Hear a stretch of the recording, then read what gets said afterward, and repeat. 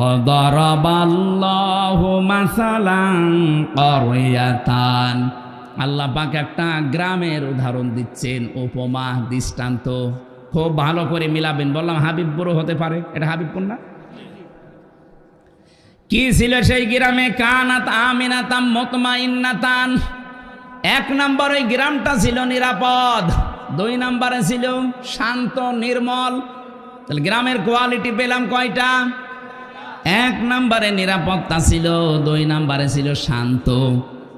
ইয়াতিহা রিজকুহা রাগাদাম মিন কুল্লি মাকান, বিভিন্ন এলাকা থেকে তাদের কাছে রিজিক আসতো,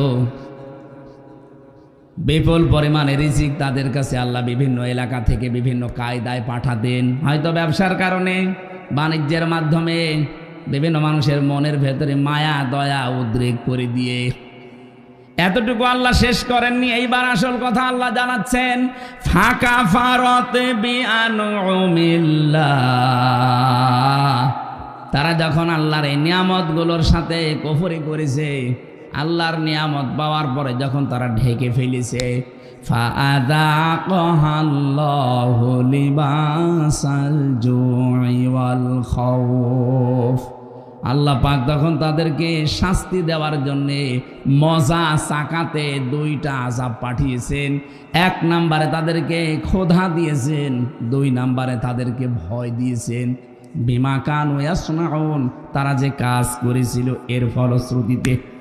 বাংলা অর্থ বললাম, এবার আছেন তাফসিরে।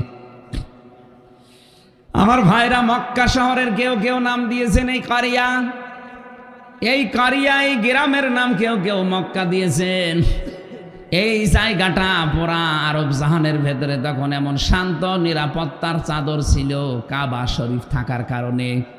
রব্বুল আলামিন বলেন, অমাং দাখলাহু কানা আমিনা।